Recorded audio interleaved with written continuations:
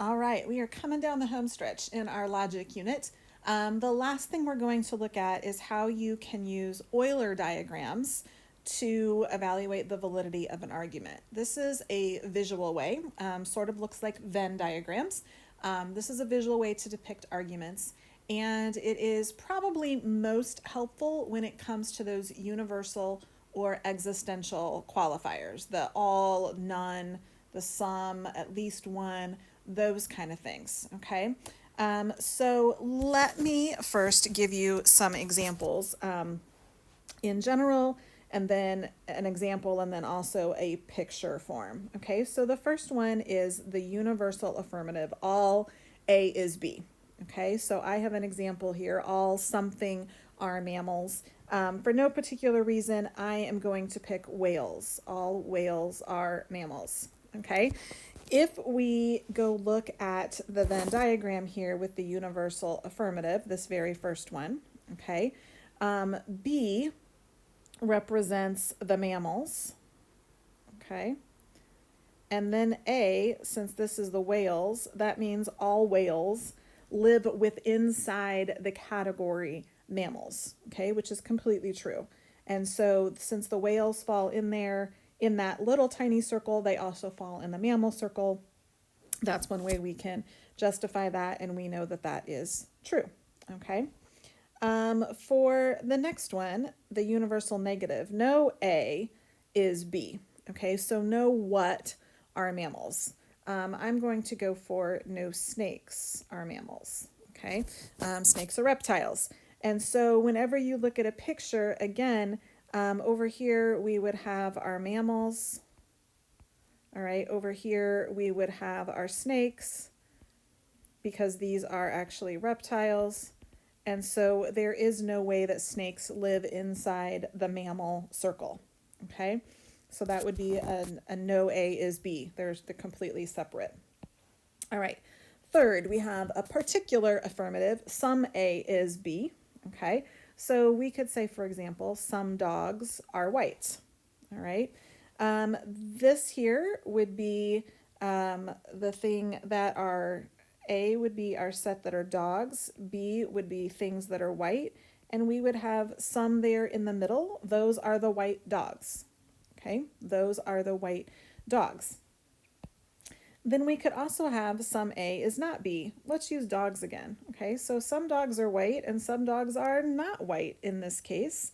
And so again, if set A represents your dogs and set B represents the things that are white, over here, we would have dogs that are not white, okay? They're brown, maybe they're black and white, maybe they're gray, whatever the case may be, all right? So you can start to see how these diagrams work. Now, as you're going through this, okay, if you can show the conclusion in the figure, okay, if you can make it happen, the argument is valid, okay? But if the premises can be diagrammed so that a different conclusion can be shown, the argument is invalid. Now, here's the trick, okay? This is the trick, and this is the part that's really important. There are times that a premises can be diagrammed more than one way. Okay, your job is to find a way, if possible, keep diagramming, okay? If there is a single diagram that shows that the conclusion doesn't fit where it's supposed to fit, then the argument is invalid, okay? So this takes a little bit of work. Now, for people who are really visual, some of them really like it, okay? Some of them really hate it.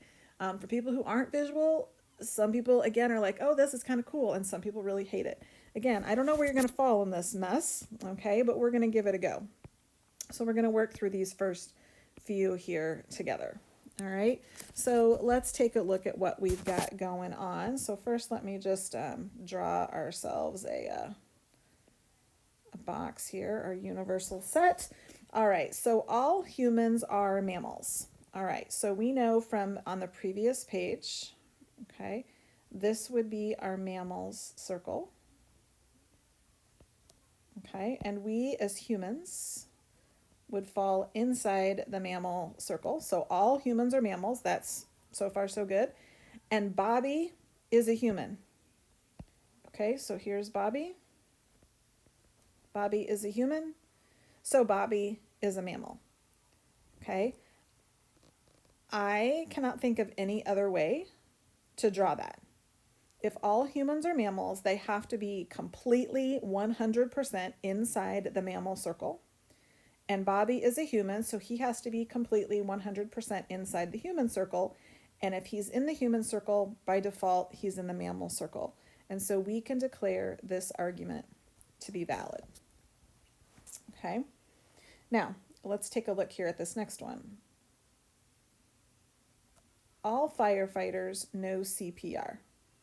Okay, so big circle, here's the people that know CPR. Okay, all firefighters, here's my firefighter circle. All firefighters know CPR. So far that is a true diagram, okay? If you are a firefighter, you have to know CPR. Jill knows CPR, so she's a firefighter. Okay, well, I can certainly put Jill right there. She clearly knows CPR because her name falls within the large CPR circle, and she's very clearly a firefighter. So we call this argument valid, right? Or do we? Okay, let's think about this again. I'm going to draw a separate diagram. I don't necessarily have to draw a second one, but I'm going to just to keep things a little bit clearer. So there's the people that know CPR. Here's our firefighters. Jill knows CPR. Can Jill be there? Because by putting Jill outside of the firefighter circle, but still in the CPR circle, she knows CPR, but that does not mean she's a firefighter. Maybe Jill is a nurse. Maybe Jill's just a daycare worker and she had to be certified in CPR. Maybe Jill is just an average person who happens to know CPR. Okay, maybe she went through that training for whatever reason. Jill, though, does not necessarily have to be a firefighter. So again, since we have a diagram here that contradicts Jill being a firefighter and knowing CPR, this is an invalid argument. Okay, so again, kind of now that you know sort of how this works, okay, I would like you to pause the video, draw some diagrams for C, D, E, F, and G on the next few pages, and see if you can determine whether or not the arguments are valid or invalid based on the diagrams you can come up with. Okay, taking a look at part C real quick. I've drawn two different diagrams. All politicians stretch the truth. So politicians has to be fully inside the stretching the truth circle, okay?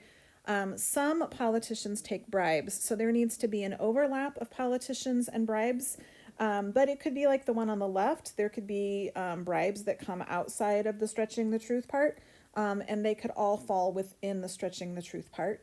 And then some politicians that stretch the truth take bribes. So that's kind of the shaded region in there. Those would be the some politicians that stretch the truth take bribes, okay? It doesn't have to be all politicians that stretch the truth take bribes. So I understand you could have somebody out here that says some politicians that stretch the truth take bribes. Okay, that would be true that some don't, but if some don't, then that also means that some do. So again, it's not so much about diagramming the things that you don't want as the things that you do. Those shaded regions would represent the some, okay, politicians who stretch the truth who also happen to take bribes. And so this is another valid argument. All right, taking a quick look here at no penguins are turquoise. So again, those are disjoint. Those circles don't overlap at all. Baxter isn't a penguin, so Baxter cannot be in the penguin circle. He needs to be outside of the penguin circle. But notice he could fall outside of the turquoise circle as well, or he could be in the turquoise circle. So this is going to be invalid because we can draw this two different ways. Okay, just because Baxter is not a penguin, you know, he might be a giraffe, which would not be turquoise, but he might be something that's turquoise. So again, as long as we've got one situation where we know that that's not true, we can say that it's an invalid argument. Okay, so going through part E, All college students have smartphones. So again, college students have to be fully enclosed within your smartphone circle. Some 10-year-olds have smartphones. So your 10-year-olds need to intersect your phone circle, but they may or may not intersect that college student circle. So I drew both representations, okay? We're trying to figure out if it's possible that some 10-year-olds are college students. So in this first case, yes, we could say that some 10-year-olds are indeed college students, because that X right there represents students that are 10 in college and have a smartphone, okay? But we could also have this situation where we have some 10-year-olds that have a smartphone, but they aren't college students. And so that second diagram there has shown that this happens to be invalid.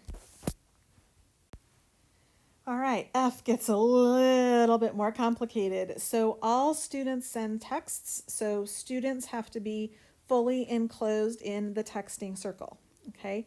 Some students take notes, so notes needs to overlap with students, okay? But in the first diagram, I have notes not fully being enclosed within texting, okay? In the second example, I do have notes fully enclosed in the texting. Again, we don't know which one it is. All students who take notes pass the test. So within the passing circle, okay, so you have to make that one actually bigger.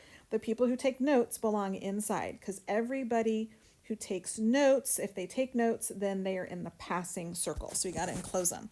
Therefore, some students pass the test. Okay, some students pass the test.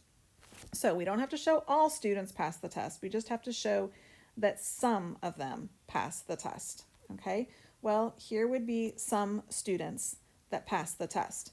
Out here would be the students that do not pass the test. But we're not asked about every student, okay? Some of them pass the test.